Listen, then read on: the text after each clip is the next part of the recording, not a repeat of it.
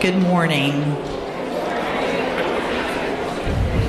We are very pleased to have Joan Parker, who is the Executive Director of the West Virginia Ethics Commission, with us today. She's going to provide you with some information. It's always good to know this information when you are a state employee, what you can and cannot accept as gifts. And first, she's going to give us an overview of the Ethics Act, and then she will talk to you specifically about some things related to gifts as state employees. So, Joan, it's yours. Thank you. Good morning. Nice to see so many bright, smiling faces here on what you're used to having as your day off, right? So thanks for coming out. I'm going to talk to you, give you a general overview of the Ethics Act, and then we're going to go over some specifics as they apply to you all as state employees.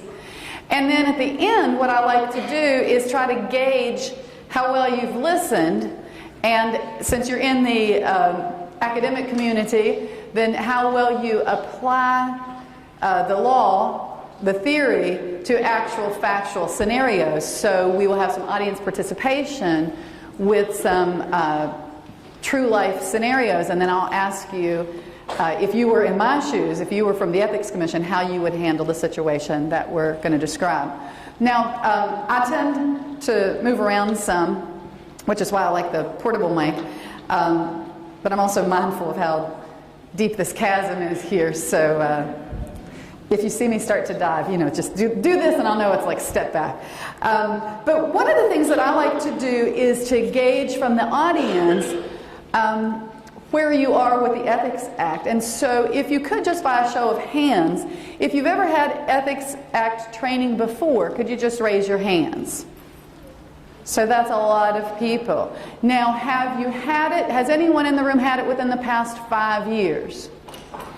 Still a few people. At Snowshoe, is that where most of you get it? Raise your hands if it's Snowshoe. I can't see you shaking your head. Okay, not so many at Snowshoe. Have we met? No.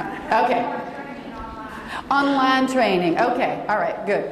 Well, so some of this is going to be familiar to those of you who've had training before, but then there are going to be some updates and maybe some surprises for some of you, because periodically the law has changed, and we do issue guidelines as times progress, and so you'll see some of those. Next, please. So the Ethics Commission itself is a state agency, and by statute we have 12 members. We're not fully staffed at this point. We have 8 members, and the statute says that we may have no more than 4 from a particular congressional district so that it's geographically representative. 8 of the commissioners have to have specific experience, so they either have to be lawyers or people who were elected to office, since the Ethics Act applies to elected officials. And then there's a maximum of 7 from one political party, so that it doesn't become a political animal, but instead has some balance in the implementation of the Ethics Act. We have a small staff. I am the new executive director. Today marks the conclusion of my 3rd week as executive director. I've survived somehow. Before my promotion, I was the general counsel for a number of years and have been with the Ethics Commission for 7 years. Our legal staff includes Mary Claire Akers, who is closing out her 2nd week with the Ethics Commission, Arlie Hubbard, who's into his 2nd month, and then Kim Weber is a part-time staff attorney. Their names are here because if you ever have a particular question that you want to know about the Ethics Act, you can call any one of us. You can either ask for us by name or you can ask to speak to one of the attorneys. And we always take your calls. And unlike many state agencies that are staffed by attorneys, we actually give you legal advice that you can rely on. Now, sometimes you might call some other office and they'll say, well, we can give you general information, but we can't advise you. Well, our agency is unique because the statute authorizes the legal staff to give legal advice, and if you've told us the truth and you rely on the advice we gave you, then you won't be prosecuted administratively for violating the Ethics Act under those circumstances. Next, please. So our mission is to ensure that people who are subject to the Ethics Act comply with the Ethics Act. And we achieve this mission through advising people. So I told you if you want to call us. So we give informal advice on the meaning and application of the Ethics Act to anyone who calls us, anyone who emails us or sends us a fax, or every now and then we even get a letter. You know, you've heard of those, right? There's a stamp on it, and it takes 5 days to get from Parkersburg to Charleston. And so that's primarily how we advise public servants. And we also answer questions from citizens. We'll take anonymous calls, and we answer questions from the media. And then we give formal advice. And that's in the form of advisory opinions. Every month, the Ethics Commission meets, and it takes up requests for answers to questions about how does the Ethics Act apply to this particular situation. And it's usually a situation that staff can't answer the question because it's never one that the Commission has dealt with before. And so the commissioners have to vote on what the application of the Ethics Act is to a particular situation. And you'll see some of those later on. We had our monthly meeting yesterday, and they adopted 5 advisory opinions, and you'll probably read about some of those in the newspaper over the weekend because, well, that's the tease. How's that? So informally by telephone or in writing, formally through the issuance of advisory opinions. And then we do trainings. We will go wherever we're requested. All we ask is that there's, when we have to travel, that there's a minimum of 15 people. So Melissa really, did her homework on this one. She got me 10 times as many people as our minimum requirement. But we will train city councils. We'll train big groups like this. Every year I go to Snowshoe for the Auditors Conference and do the P-card training and everything in between. Because we believe that the more you know about the Ethics Act, the more likely you are to abide by it. And conversely, the more you and others know about the Ethics Act, you can identify when people around you are violating the Ethics Act, which brings us to the third component, and that is to investigate and prosecute ethics complaints. So sometimes I like to say, well, if the first and second part of our mission don't take, then we move on to the third one. If we've given somebody advice and they thumb their nose at us, or if somebody comes to training and hears what they're supposed to do and does the opposite anyway, and then somebody files a complaint against them, then the Ethics Commission won't hesitate to investigate and prosecute those ethics complaints. And we'll hear more about that process later in the presentation. So the Ethics Act applies to a whole bunch of people. You'll hear me use the term public servant. Well, who is a public servant? With the exception of federal government, every elected official in the state of West Virginia, from the governor down to the mayor of the smallest town, every county commissioner, every county elected official, every appointed official in city, county, regional, and state government, and people like you and me, hundreds and thousands of state employees, county employees, municipal employees, employees of regional councils, boards, you name it, the sky's the limit. So I like to say, and so the Ethics Commission regulates all those people who are subject to the Ethics Act. So when you want to talk about 6 degrees of separation with the population of West Virginia, I think I am related through ethics to at least half of the adult population of the state of West Virginia. So that's who it applies to. And every branch of government, judges are subject to the Ethics Act.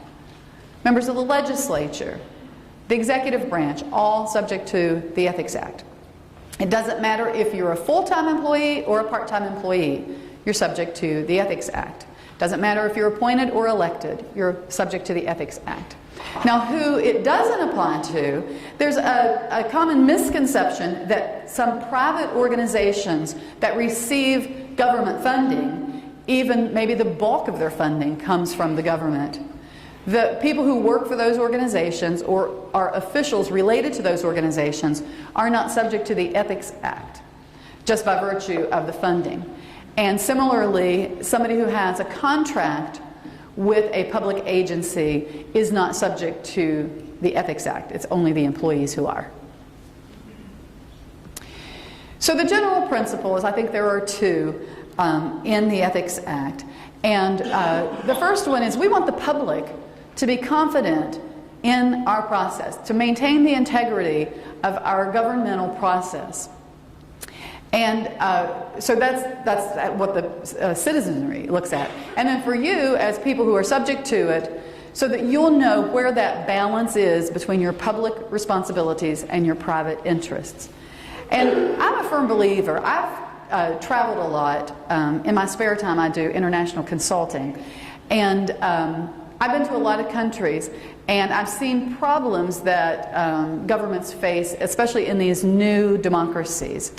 And I think one of the reasons that you don't see mass uprisings in states throughout the United States, or generally in the United States, is because of laws like the Ethics Act, like the Sunshine Laws, is because people may be somewhat disgruntled with certain areas, but you don't see them taken to the streets. You don't see these insurrections. You don't see an Arab Spring or some of the things that happened in Eastern Europe.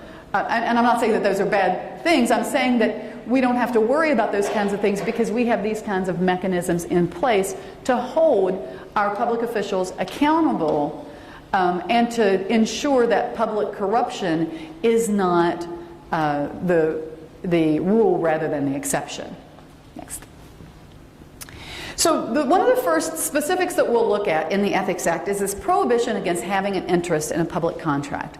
And this is sort of a paraphrase of what the language of the statute is, and that's full-time employees and elected officials are prohibited from having a financial interest in a public contract if that amount is $1,000 or more in a calendar year. And if there's a situation where the public body would have a hardship, then the public body could seek a contract exemption from the Ethics Commission. Okay, so you're sitting there thinking, how in the world could this possibly apply to me? What's a public contract anyway? And who ever heard of a contract exemption? Well, a public contract is legalese for financial transaction. So a financial transaction becomes a public contract if one party to that transaction is a government agency. So let's say you work for the school, and you, on the side, you have a private business. You do office supplies, and you've decided that you're going to try to branch into the office supply business, and you know that the college generally buys its office supplies from Office Max or Staples. So you decide, you do your research, and you're going to undercut those prices, and you have some relationship to whoever makes the purchasing decisions. Or maybe you're the one who makes the purchasing decisions. So if the college, if you had any influence or control over the college's purchases of office supplies, and you used that authority to have the college to purchase from you, then you have just had a prohibited interest in a public contract. You don't see it often in situations like this. Where you see it more frequently is in small towns or rural counties, when a newly elected city council person realizes that the family hardware store that he has inherited, that his family has run for hundreds of years, it's the only hardware store in town, and it's where the city has always done its trade. Suddenly the city may no longer buy its tools and its equipment there unless the city demonstrates to the Ethics Commission that it would be a hardship for it to go, to the next town, or more likely to the next county, to purchase its goods. And so if the governing body can make a good case for why it's a hardship, then the Ethics Commission will grant an exemption. Otherwise, those purchases are prohibited, and the person who, so that city council member who owns a hardware store would subject himself to prosecution under the Ethics Act, and any members of city council who voted to pay the bills for those purchases would also be in violation of the Ethics Act. Next, please. One that comes up more frequently, though, and this is where you and I and the people on either side of you could get in trouble, is the prohibited use of public office for private gain.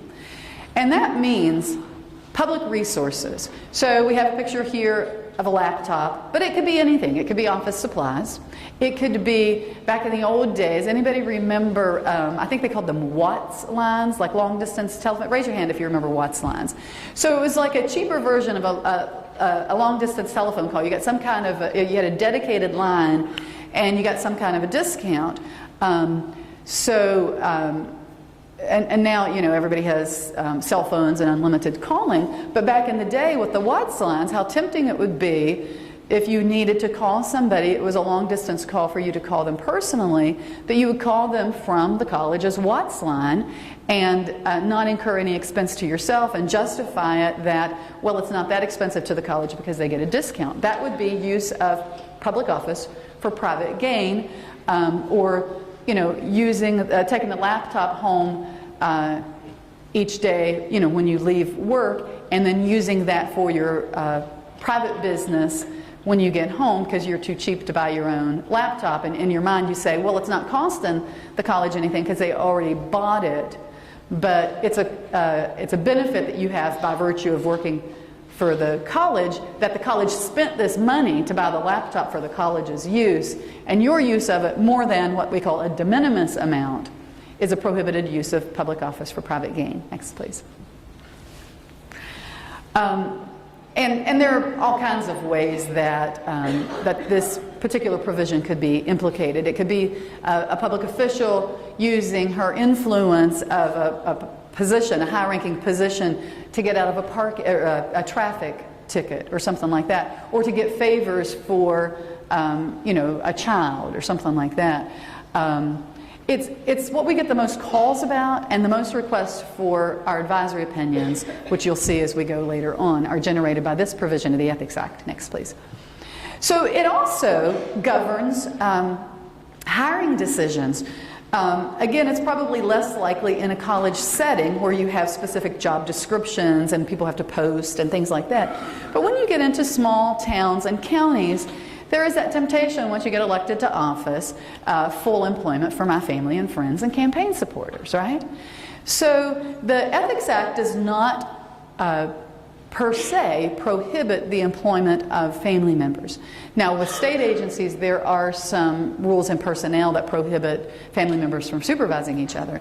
But generally speaking, so long as it's a fair process and the job isn't created for the family member or friend, and the person is qualified for the job, and there's been an opportunity for all qualified people to apply, then in those situations the hiring of a family member does not necessarily violate the Ethics Act. And so we have this legislative rule that sets forth the guidelines, and generally the way to avoid violating the Ethics Act as it relates to nepotism is that if you know, if you're in a position that you have some influence in a hiring decision, and you know that someone close to you, either a family member, someone with whom you have a financial relationship, or someone who is so close to you that it could at least give the appearance that you're using your position for that person's benefit, and so someone close to you is going to consider applying for the job, or you know would be you know, in the top 10 or something like that, then you need to completely stay out of that hiring process.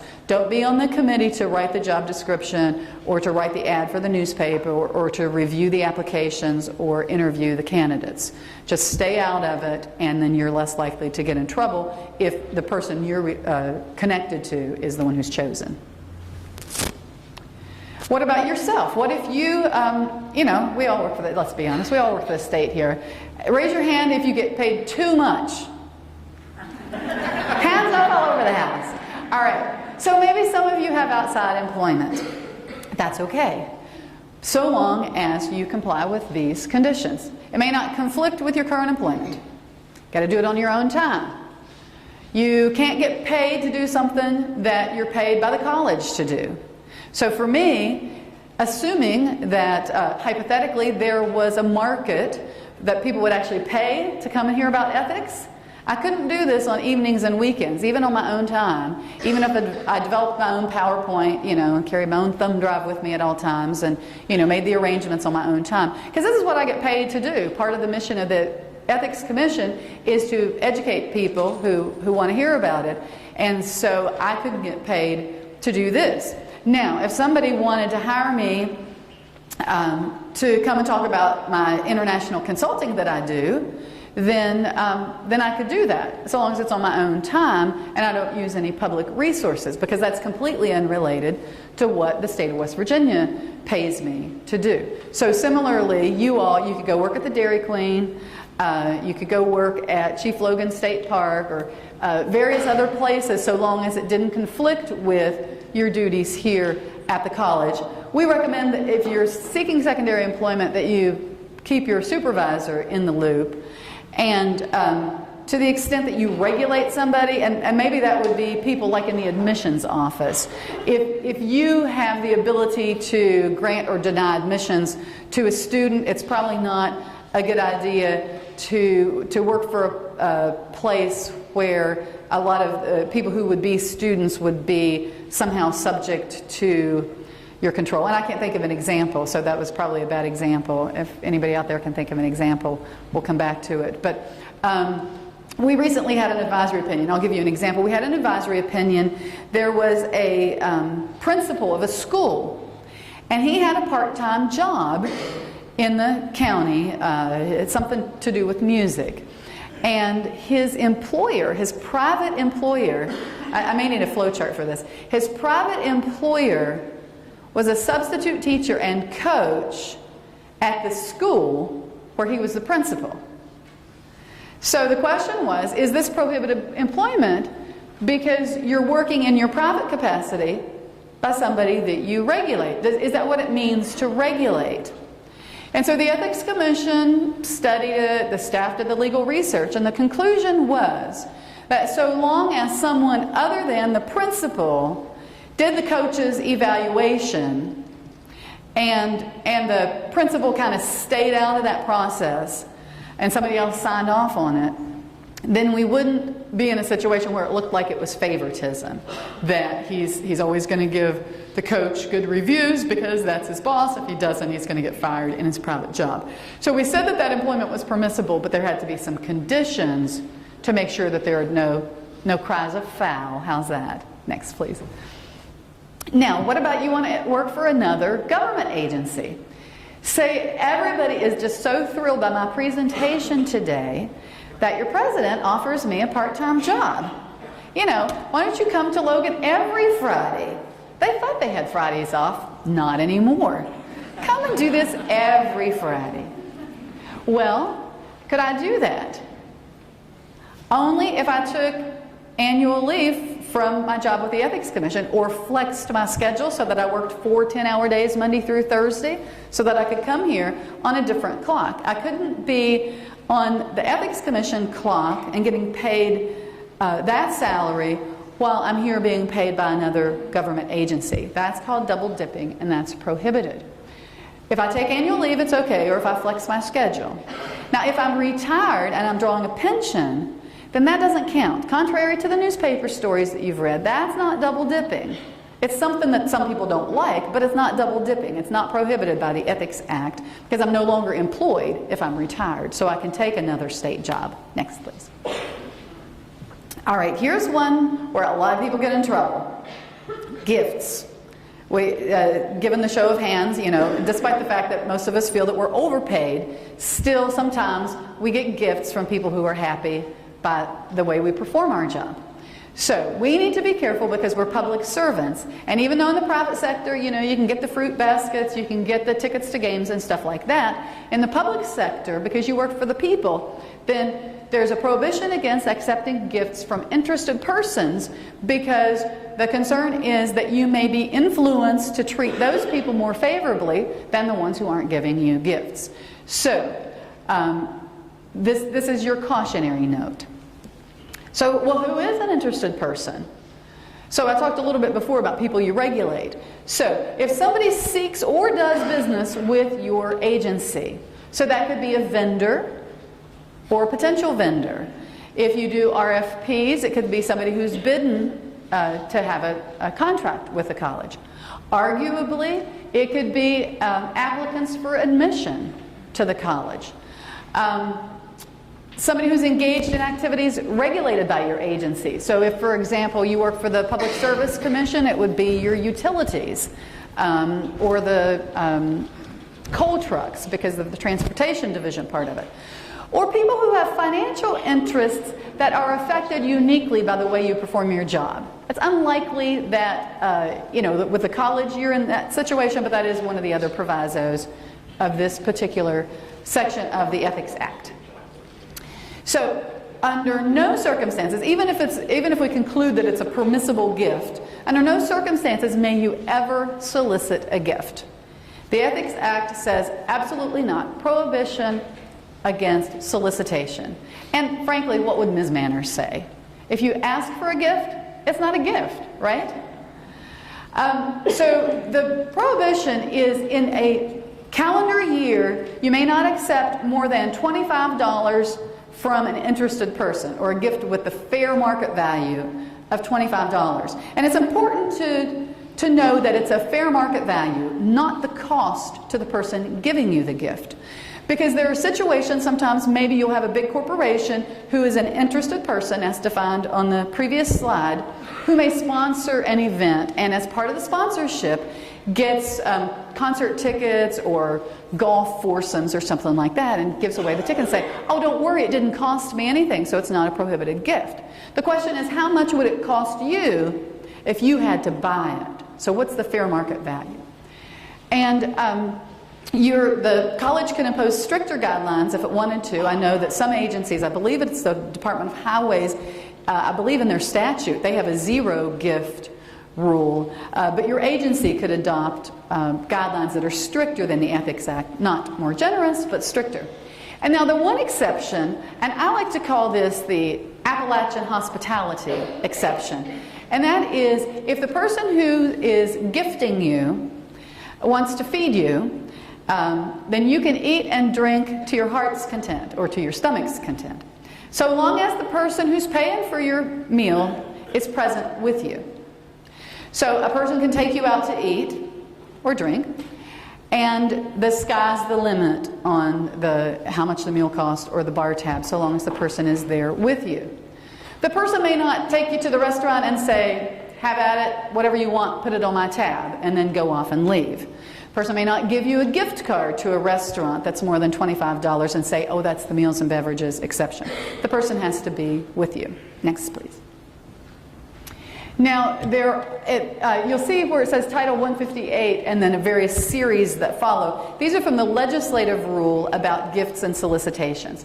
If you are a panelist or a speaker, then you may accept travel, food, and lodging expenses from the person who invited you. So if I lived so far away that I would have had to stay overnight last night before coming here, then the college could have picked up the tab for my lodging, for my mileage reimbursement, for any meals, any legitimate, reasonable travel expenses. And if I had had a guest with me and incurred expenses for that guest. Now, the overnight stay has to be reasonable. You see a picture of West Virginia's finest. Here, if you're ever invited to be a panelist at the Greenbrier and it's at 11 o'clock and it's an hour presentation, or 2 hours even, it's probably not reasonable for you to stay over either the night before or the night of, because that's easy driving distance. And yes, I know we all want to be fresh for our 11 o'clock presentation, but you can probably get there in time. You don't have to get up at the crack of dawn, to look beautiful by the time, get there for the 11 o'clock presentation. Next, please. Now, what if you're going to a conference just like today as a student or trainee or attendee and not the presenter or a panelist? What may you accept? Well, if the person sponsoring the program or a third party, an interested party, wants to pay some or all of the conference fees, that's permissible if it meets a 5-part test. We're not going to go through all 5 parts, but generally speaking, if the overriding benefit is to the college rather than to you, then that's going to be permissible. When this situation arises, we like for you to contact us first, because it's better to find this out before you really step in it, because you'd hate to have to pay it back. One of the things that we look at in this 5-part test is the location of the seminar. If it's in Dayton, then it's probably more likely to be approved than if it's in, say, Honolulu, just for example. And then public employees, the agency head has to approve it in addition to the Ethics Commission signing off on it, and appointed public officials have to get permission from the governing body. And this only applies to you, the employee, not to your guest, and you may not receive any perks. So if you went to a place that, you know, maybe there was a spa or horse and carriage rides or things like that, even though they may have been offered to other attendees, those are not considered reasonable travel expenses, and you would have to pay for those yourself. Next, please. We talked about the gift rule. Some people think that, well, surely there's got to be an exception for sports tickets. You know, I always get hit up, there's got to be exceptions for sport tickets because of WVU football, and there's got to be an exception for golf because everybody knows golf costs more than $25. Well, you know what? Very limited exceptions for sporting events. So if an interested person offers you tickets to sporting events, if the fair market value exceeds $25, the only way that you could accept the tickets is if you pay the giver the difference in price. Now, it's unlikely that you're going to meet the exception for ceremonial role. No offense, but I don't recall ever hearing a community college employee being asked to come to a sporting event, say to crown the homecoming queen, or to a baseball game to throw out the first pitch. You know, those kinds of ceremonial roles, no offense, I've never been asked either, are for higher ranking people. And so those are very strict limitations. And we also ask, you know, if you think that you meet this exception, better contact us first. Next. And then with cultural events, you may receive, you may accept gifts of like concert tickets or, you know, dancing events if they're traditionally provided to people like you, and they're provided from the event sponsor as opposed to a third party. And if it meets those conditions, you can accept a ticket for yourself as well as a guest. Next, please. This is our most recent guideline published by the Ethics Commission, and I believe it's one of the handouts for you all. This came up because we just got a lot of questions and people stepped in it. You know, somebody went to a conference and through a random drawing won a trip to Myrtle Beach, and fortunately had the good sense to ask the Ethics Commission if she could keep it, and rather than, you know, go to Myrtle Beach and then and have somebody file a complaint against her and find out, no, that violates the gift rule. So the door prize guidelines take that situation into consideration, and also the role of the public agency as it relates to conferences. So, because if you've ever sponsored a conference or seminars or something like that, when you have people coming in from the outside, or if you've attended them, you know, sometimes you get the goodie bags, or you go into your place and there are things like post-it notes and ink pens with logos and things like that. So, or giveaways. And so they said, well, what are the limitations? And so we said, a public agency may not use public funds for door prizes or, you know, gifts, giveaways, the kinds of things that, you know, in the private sector is kind of standard. So no public funds for that. Now, if the public agency wants to have things like with its name on it, or the name of the state of West Virginia, maybe a tote bag so you can carry, you know, your notebook around and any other little goodies that you might pick up from maybe if vendors have their booths there or something like that. A tote bag, or, you know, maybe pens or pencils, sticky notes. We can't do any name brands here, so you know what I mean by sticky notes, right? So that's permissible to use a reasonable amount of public funds for that. And then incentive items. If I had decided, you know, to stock up on mini candies when we get to the question and answer part, and whoever gets the answer correct, you know, to throw out the candy into the audience to encourage people to participate, then that would be a legitimate use of public funds as an incentive. So the Ethics Commission's guidelines says you can spend public funds for these limited purposes, but so long as the fair market value to each participant does not exceed $25. Next, please. Now, so you're the public servant, you're at this conference, and you hear that they're about to draw names for the Myrtle Beach door prize. And so you took your guideline with you to the conference because you wanted to make sure that you didn't violate the Ethics Act. And so you said, oh shoot, that probably costs more than $25. So you may only accept, if you're a student at a conference, you may only accept a prize, gift, giveaway, whatever you want to call it, if the fair market value is $25 or less. It doesn't matter whether that prize is from an interested person. What matters is you're there in your public capacity. State of West Virginia paid for you to be at this conference. You didn't have to take vacation time. You wouldn't otherwise be at this conference. So any gift that you win, you either have to reject it or it belongs to the college, not to you.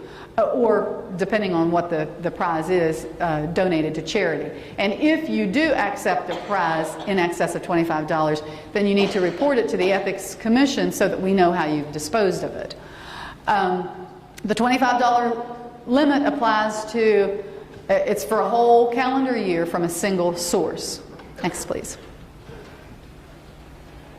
What if you're part of a conference where, generally speaking, maybe it's a national conference and people are encouraged to bring things that represent their state? So you want to take WVU memorabilia, or if, like me, you're from Roane County, you want to take some black walnut memorabilia, or you know, maybe something you want to go to Chief Logan State Park and get something that represents this area. Well, it's permissible to, and then there's going to be an exchange among the states or a drawing, and you'll get something from Wisconsin, maybe some cheese or something. So that's permissible so long as it's clear to the participants that participation is strictly voluntary. And if you're the one who's gathering up the gifts to represent the state of West Virginia, you may not use public funds for those purchases, because this is a personal kind of an exchange, not a public exchange. You may not solicit, you know, the local business owner for, like, to donate a round of golf or something like that, because solicitation of interested persons is prohibited. And again, the fair market value of any such gift may not exceed $25. Next, please. And then vendors. I'm going to do this in the reverse order. You may not solicit vendors to provide gifts, door prizes, or giveaways. If they offer on their own, then it's permissible, again, with a $25 limit. But you may ask them to give the little items for the goodie bags that we talked about earlier. So if they have some sticky notes or some ink pens or some tablets with their, like, their company logo or something like that on it, then that's permissible for you to include in the welcome bag or whatever. But again, the fair market value may not exceed $25. A few years back, when there was a freeze on raises, I think this was under a previous administration, we got a lot of calls about retaining good employees when we can't give them raises. And so, is there anything that we can do to recognize employees? And so the Ethics Commission adopted a guideline for public employee recognition and said there are some circumstances under which you may use public funds to recognize employees, and it's up to the head of the agency to make that determination, not the public employees who want to be recognized. Next, please. So, public funds may be used to purchase light refreshments or meals or mementos of appreciation. And the amount to be spent may be up to $25 per employee per year. Now, it doesn't have to be we spend exactly $25 per person. You may have somebody who has been an exemplary employee in the past year who you want to recognize, so you may spend up to $100 for one individual and then less than $25 to, you know, to do that math problem so that it doesn't exceed $25 in a calendar year. And you can use that money either to give things to the employees, you know, individually, or to have a meal or an event to recognize or commemorate. A lot of municipalities use this as the springboard for their holiday party at the end of the year, because you can't use public funds for these kinds of events, and so they say we're going to have an end of the year employee recognition event, and if there's a decorated tree and lots of lights, so be it. That's fine with us so long as they follow this guideline. Next, please. A slightly different rule for people who are retiring or departing from state service. And the general rule is you may spend up to $100 of public funds for a plaque or a commemorative item, like maybe a little trophy or something like that. But you may not give money or a gift card. The gift card is in parentheses because it's not actually in the guideline itself, I don't think, because we didn't think of it. But we actually had somebody to call us and say, well, we got an engraved gift card for the local jewelry store. That was the commemorative gift. And because it was engraved with the person's name, then that means that it's not money, and so it meets the exception. I said, well, so that person's going to frame that gift card, or display it on their shelf or something? Well, no, they're going to spend it. I was like, well, then that's not commemorative any more than, if you engraved their name in a Porsche, and that makes it a commemorative item, So generally speaking, a commemorative item doesn't really have a resale value, with the exception of eBay, where you can sell anything. So keep that in mind if you've got somebody who's retiring or departing to, go into the private sector or to another agency. And then you may not spend public funds on food or on renting a facility, bringing in a stripper or a karaoke machine, unless you have specific legislative authority to spend public funds for those purposes. It's prohibited even for a retirement party. Next, please. I know some of you are shocked by that, aren't you? I hear you gasping, saying, what? We have to cancel that? We're not going to get our deposit back. So say you have a party or a shower or something like that. Be sure that you minimize the amount of public time that you spend on these kinds of things. You don't solicit for your own party, not just because it violates the Ethics Act, but because it's tacky. You don't solicit vendors, and you don't use public funds for food or gifts. Next, please.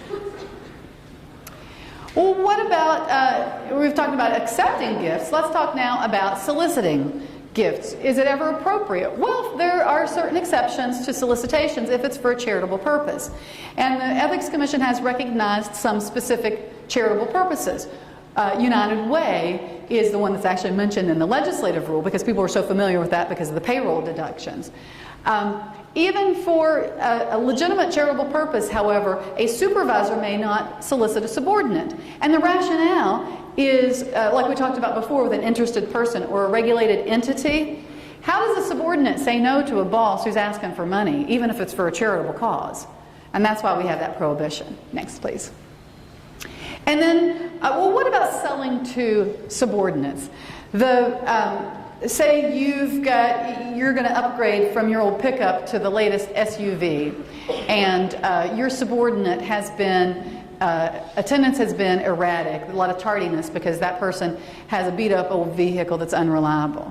So you go up to your subordinate and you say, look, I'm going to upgrade to the latest state-of-the-art SUV. Why don't, my pickup's in great shape. Why don't you buy it from me, and then that way you'll be sure to get to work on time. Again, you put your subordinate in a situation. How do you say no? So, direct solicitation of a subordinate to buy from you is prohibited. But if you put the sign on the bulletin board or in your windshield and your subordinate responded like anybody else would have, then that's permissible. Or if you own a store and your subordinates come to that store to shop, that's okay too because they've come in on their own accord, unless of course you've ordered them to, which is a different problem. Next, please. Similarly, selling to or buying from people you regulate is prohibited absent a contract exemption. And the prohibition is related to when you've taken regulatory action within the past 12 months. Unlikely to apply in your all situation with the possible exception of maybe some admissions issues or if you're the purchasing person and you've chosen a vendor. And even in those circumstances, you can seek an exemption from the Ethics Commission. Next, please. We enforce the Ethics Act through the complaint process. We haven't gotten our uniforms yet. And we understand that our purchase is being held up because with the hiring freeze, how can you justify, our uniforms to enforce the Ethics Act? So I'm still waiting for the Billy Club, but that will have to wait another year, I'm told. Next, please. Any citizen may file a complaint. Complaints have to be in writing. They have to be signed. So no anonymous complaints, no verbal complaints.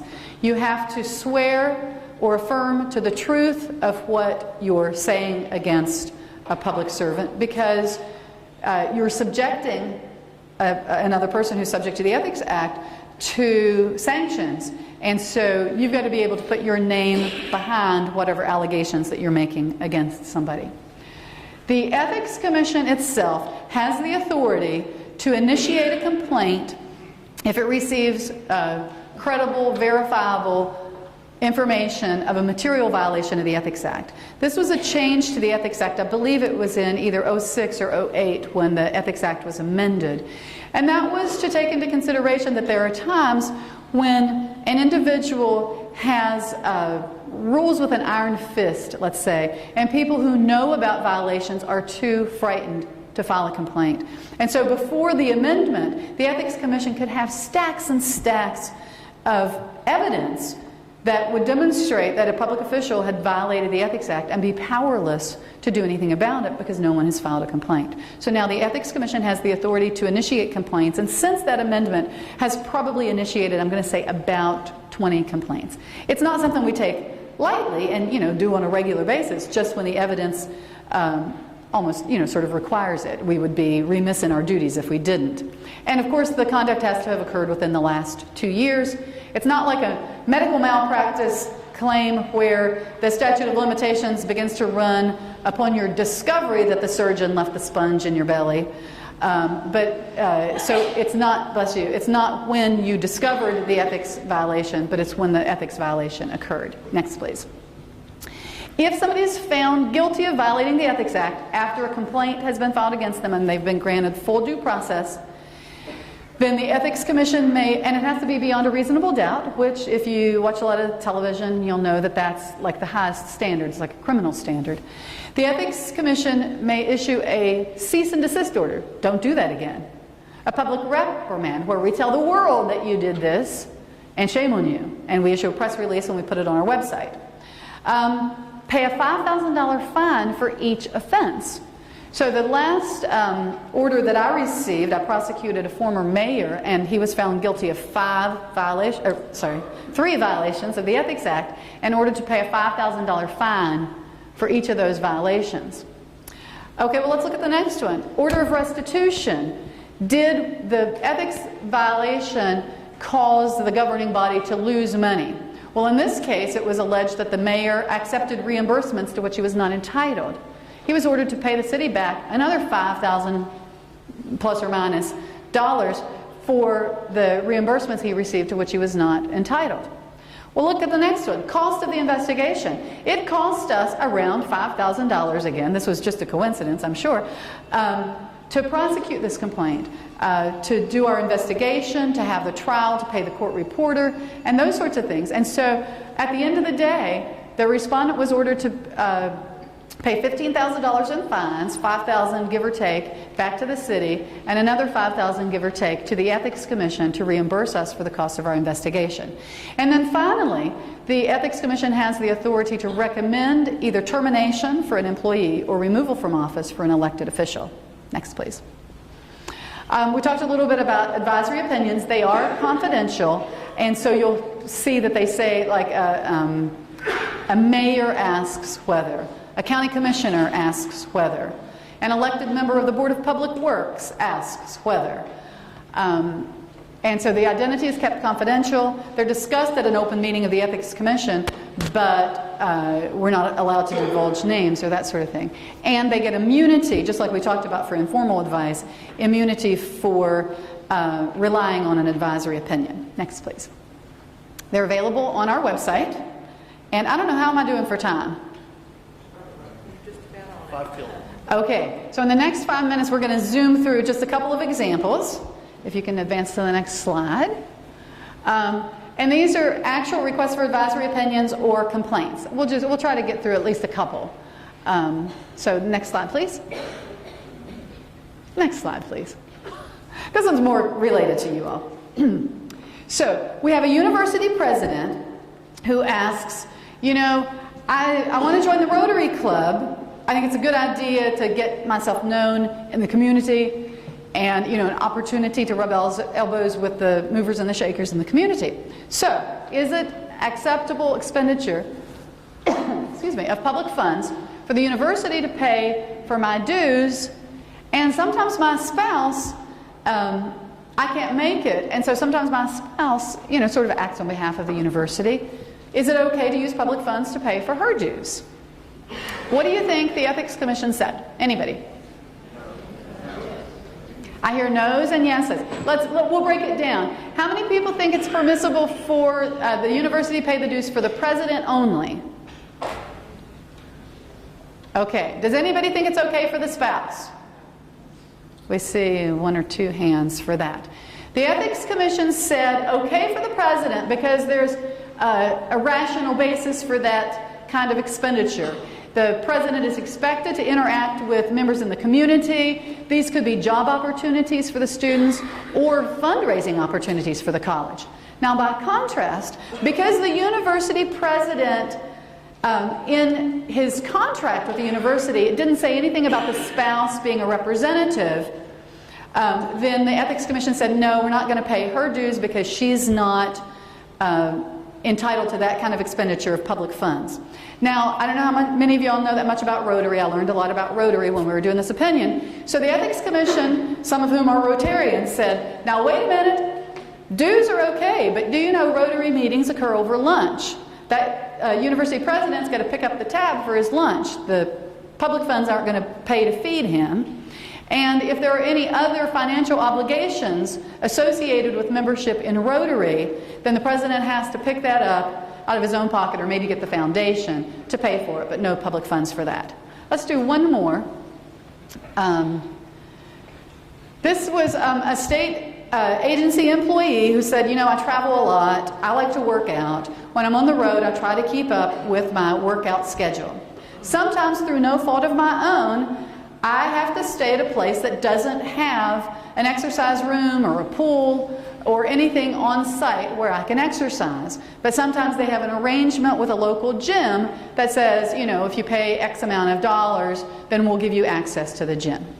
So, is it okay for public funds, or if I'm being sent there by a third party, for a third party to pay for those travel expenses like gym fees or health recreation facility fees? What do you think the Ethics Commission said to that?